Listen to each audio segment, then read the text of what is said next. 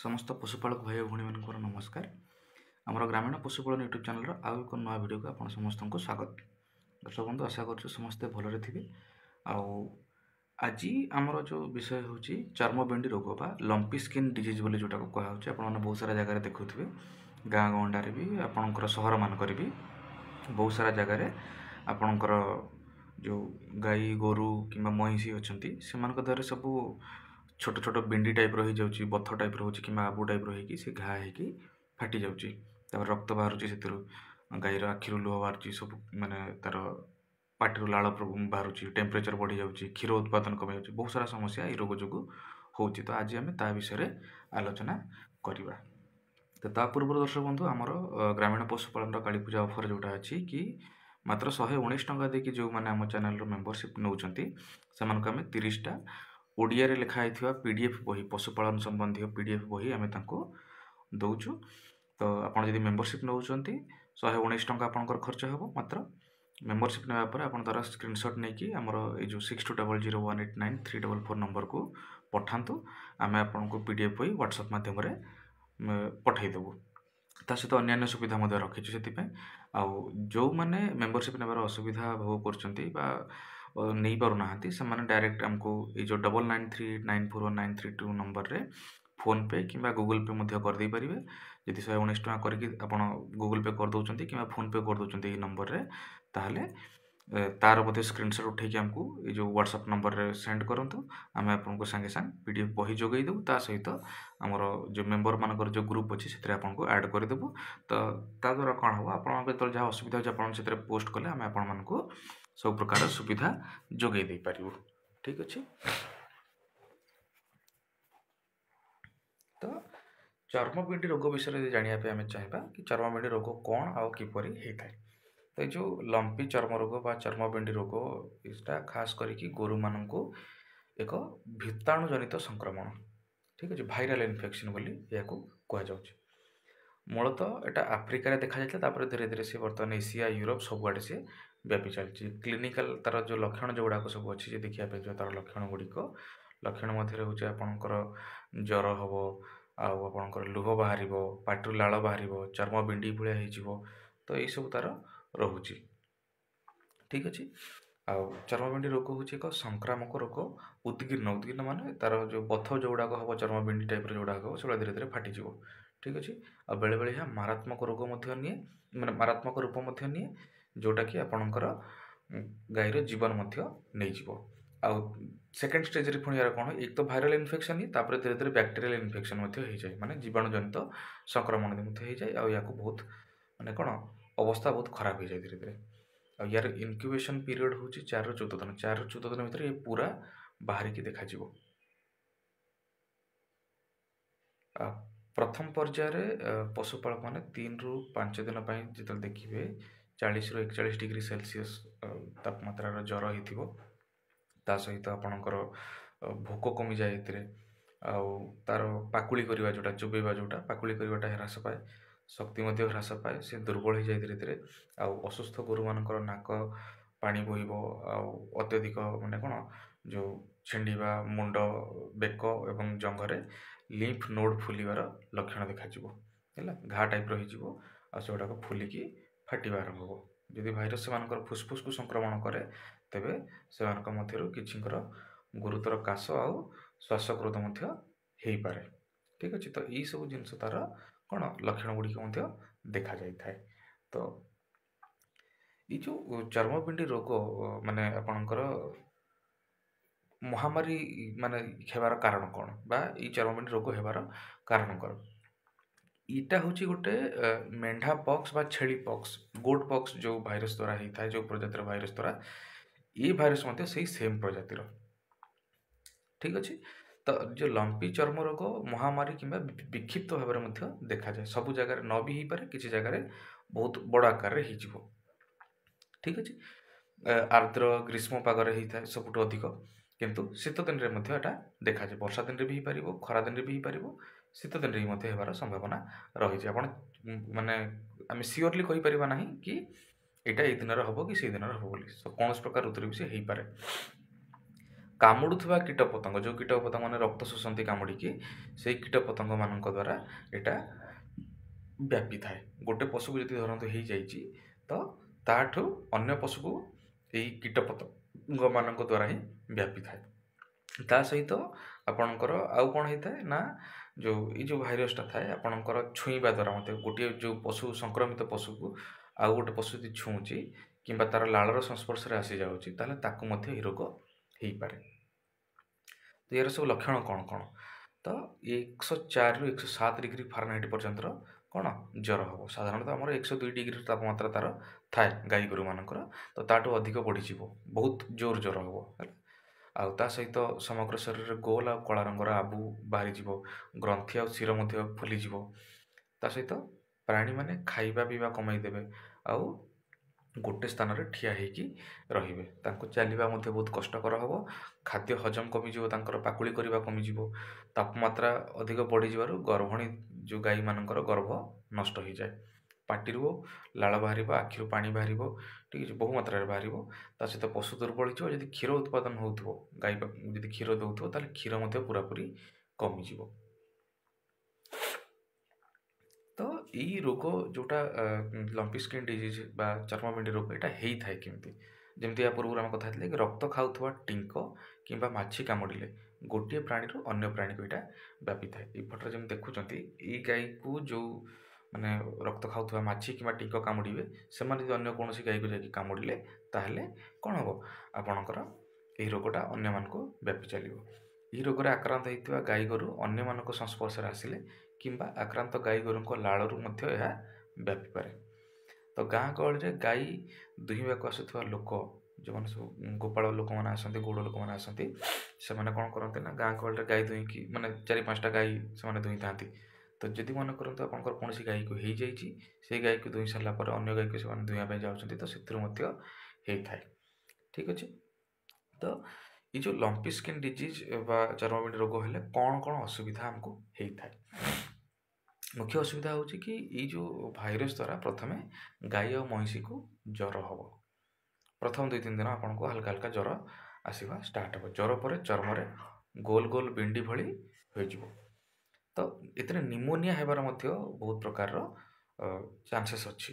ଠିକ୍ ଅଛି। ଲଙ୍ଗସ୍ ଇନଫେକ୍ସନ୍ ହେଇଯିବ, ମାନେ ଫୁସଫୁସରେ ଇନଫେକ୍ସନ୍ ହେଇଯିବ, ଶ୍ୱାସନଳୀ ତାଙ୍କର ଅସୁବିଧା ସୃଷ୍ଟି କରିବା ଆରମ୍ଭ କରିବ। ସେଥିରେ ସେମାନେ ନିଶ୍ୱାସ ପ୍ରଶ୍ୱାସ ନେଇପାରିବେ ନାହିଁ। ଗାଈ ଖାଇବା ବନ୍ଦ କରିଦେବ। ଠିକ୍ ଅଛି। ଆଉ ମାନେ କ'ଣ ଆପଣଙ୍କର ଯେଉଁ ଗାଈର ଜନ୍ମ ହେବାର ଥିବ ଛୁଆ, ତ ସେ ତା'ର ଛୁଆ ମାନେ କ'ଣ ଆବର୍ଷଣ ହେଇଯିବ। ଆଉ କ୍ଷୀର ଦେଉଥିବା ଗାଈର କ୍ଷୀର କମିଯିବ।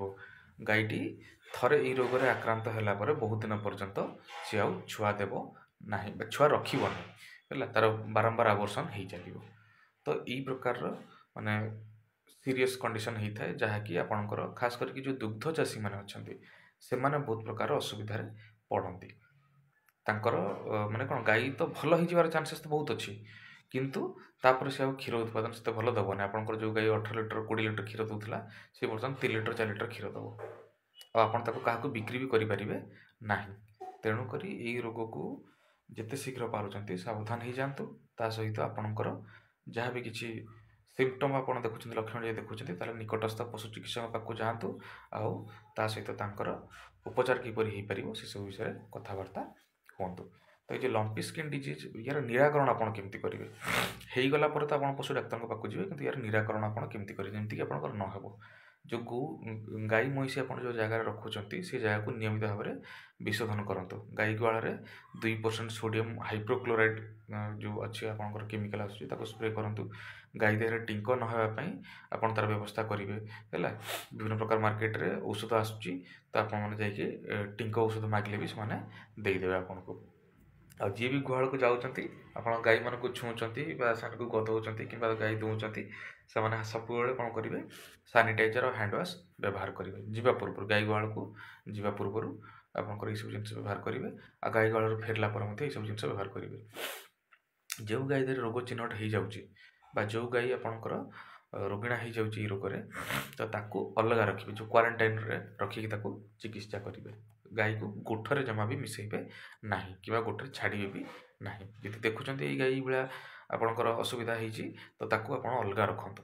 ନିଜ ଗାଈ ଗୋରୁଙ୍କ ସାଙ୍ଗରେ ମିଶାନ୍ତୁ ନାହିଁ କିମ୍ବା ଗୋଠରେ ବି ମିଶାନ୍ତୁ, ନହେଲେ ଏ ପୁରା ମହାମାରୀ ରୋଗର रूप नहीं आ जो गाई गोरु मैंने ये रोग मरी जाउछंती तांको माने एपटे सेपटे न फोपाड़ी आपणकर गभीर गात करिकी कम से कम 5-6 फुटर गात करिकी ताकू लुण देकी पोती दियंतु। ठीक अछि। तो यही रोग पर आमर जो निराकरण व्यवस्था टीका केमती आसवा एक्चुअली यार टीका तैयारी होती कि मार्केट को आसी ना बर्तमान पर्यटन टेस्टिंग फेस्टिंग सब चलुची। तो आपणकर जो माने पशु जो एनिमल हजबेंड्री डिपार्टमेंट जो अच्छी से कहवा अनुसार जेहेतु गोट पॉक्स भाइरस जो फैमिली लंपी भाइरस से फैमिली तो ये जो छेली मान को जो आप बसंत टीका दौरान से टीका आप गाई मानक दिंतु। ठीक अच्छे।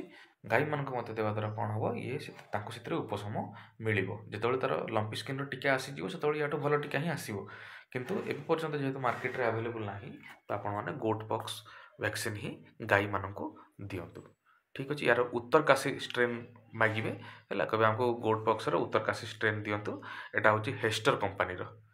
ठीक अच्छे। देखो ये लिखाई थो तो जब आप जापर ना तो यार स्क्रीनशॉट नहीं जातु नहीं कि को आप देखा जो आप निकटस्थ पशु चिकित्सा जो मेडिसिन स्टोर थी वेटनरी स्टोर थी से नहीं देखा से आपको यहाँ देदेवे। ठीक अच्छे। तो या लगे केमती ना जो पशु मान बयस 4 मास अधिक हो से ही लगे। हाँ सब ध्यान देवे रोग न होता दरकार जदि आपणकर रोग हो जाइए चर्मबिंडी रोग हो जाइए देले पशुर अवस्था आहरी सीरीयस हो वैक्सीन सब रोग न होता आगु ही लगा जाए। ठीक अच्छे। तो यहाँ को रोगाग्रस्त पशु को जमा भी देवे ना। 4 ରୁ 12 मासर बयसर प्रति पशु को 2 मिली आपण मैंने चमड़ा तले देवे आ 12 मासर अधिक जो पशु अच्छा से 3 ରୁ 3.5 मिली आपण चमड़ा तले लगेबे। तापर सब मन रखिए पशु चिकित्सक तत्वावधान रे उपस्थिति रे ही यही मेडिसिन लगेबा दरकार टीका लगा दरकार कि पशु चिकित्सक ही टीका लगे आप निजे लगे ना कहीं आपने जापर ना केमती तार कौन सावधानता अच्छी केमती कौन कर। ठीक अच्छे। यार आयुर्वेदिक चिकित्सा कौन कौन अच्छे 2 प्रकार आयुर्वेदिक चिकित्सा अच्छे जोटा कि खाइबारे दि जाए है जमीक पद्धति 1 माने प्रथम आयुर्वेदिक चिकित्सा कौन आप 10टा पानपत्र ने गोलमरीच 10टा ने लुण 10 ग्राम ने अल्प गुड़ 5-6 ग्राम कि 10 ग्राम भितर गुड़ नहीं कि कौन करेंगे गोटे डोज औषध तैयारी करेंगे आउ से गोटे डोज को गोटे पशु को गोटे थर देवे है। तो या सब बाटी देले बाटी देकी लड्डू टाइप करदे तो लड्डू टाइप कर सारापर आप खुएदेवे। प्रथम दिन यहीपरी 1 डोज प्रति 3 घंटे आप तैयारी करके देवे है। ये जो आपको डोजटा बतैली यहाँ हूँ गोटे डोज आपण प्रति 3 घंटे माने से दिन आपको 8टा डोज यार तैयारी करने पड़ो है। प्रति 3 घंटे थोड़े डोज तैयारी करके आपको खुआउथे। तापर द्वितीय दिन ठारू 2 सप्ताह पर्यंत सकाळे अपराह्न आउ संध्यारे 3टा डोज देवे सकाळे थरे देवे अपराह्न थरे देवे संध्यारे थरे देवे है। आ फ्रेश तैयारी करके देवे एमती नहीं कि मेचे तैयारी रखी दीजिए काली परदिन तापरदिन एमती कर 14 दिन पर्यंत खुआउछंती ना जो दिन खुएबे से दिन ही माने जो टाइम रे खुएबे से टाइम रे ही तैयारी करके ताको खुएबे। तो तापर आ गुटे रहिला कोन पद्धति 2 यदि आपण एटा न करि परछंती एटा भी करि परिबे। रसुण 2 पाखुड़ा नेबे धनिया 10 ग्राम जीरा 10 ग्राम तुलसी पत्र गोटे मुठा तेजपत्र 10 ग्राम गोलमरीच 10 ग्राम आपर पानपत्र 5टा छोट पियाज 2टा आ चिरिता पत्र गुंड 30 ग्राम हल्दी गुंड 10 ग्राम दयाणा पत्र 1 मुठा आउ लिंब पत्र 1 मुठा बेल पत्र 1 मुठा आउ गुड़ 100 ग्राम ये सब को मिसेकी आपनकर मिश्रण तैयारी करेंगे। तो एतिक हूँ 2टा डोज आपनकर तैयारी हो ये जो एतिक मेडिसिन रे 2टा डोज तैयारी हो गला। तो प्रथम दिन यहीपरी गोटे डोज को आप प्रति 3 घंटे तैयारी करके खुएबे माने यहाँ तैयारी करदे आपनकर 2टा डोज तैयारी गला एबे थरे देले पुणी 3 घंटा छाड़ी आउथरे देबे पुणी थरे 3 घंटा पर तैयारी कले खुईदेले पुणी से माने तार आउ अधाटा रखी दे सेटा आउ 3 घंटा पर खुएबे। तो ये भाया आपन जेटा थरे तैयारी करछन आपनकर 2टा डोज हे जिवो। तो प्रथम दिन आप प्रति 3 घंटे थरे देले तापर द्वितीय दिन ठारू स्थिति सुधुरिबा पर्यंत है सकाळे थरे आउ संध्यारे थरे ए डोज तैयारी करेंगे थरे तैयारी करदेले आपनकर सकाळ पई भी हो संध्या पई भी हो। ठीक अच्छे। यहाँ हूँ खुएबा पद्धति लगेगा कौन करेंगे खुएबा संगे लगेगा पड़ो ताको। तो ये कौन करेंगे कुपी पत्र गोटे मुठा रसुण 10 पाखुड़ा आपणकर लिंब पत्र गोटे मुठा हलदी गुंड 20 ग्राम आउ मेहंदी पत्र जोटा अच्छे स्पेलिंग टी भूली जाइए तो यहाँ मेहंदी नुह मेहंदी पत्र आपंकर मंजुआती पत्र जोटा कहते गोटे मुठा तुलसी पत्र गोटे मुठा आउ सब जिनस को नहीं आप मिसईदेवे नड़िया तेल 500 मिली रखिथे से फुटेबे थंडा है आपने कौन करेंगे जो घा जो जगार से लगे क्षत घा को सफा करने तापर ये मलम को सीधा सड़क से लगेदेवे जदि पोक हो घा मानक जदि किए खुर फुर कौन जगह पोक हो तो आप कौन करेंगे जो आत पत्र आसूची से आत गचर पत्र ताको पेस्ट करदे देखिए नड़िया तेल मिसेक लगे पारे कि कर्पूर गुंड को नड़िया तेल मिसेक लगे पारे बहुत सारा गाँव में लोक मैंने देखते कि कर्पूर गुंड को मिसेक लगा हो ठीक अच्छे।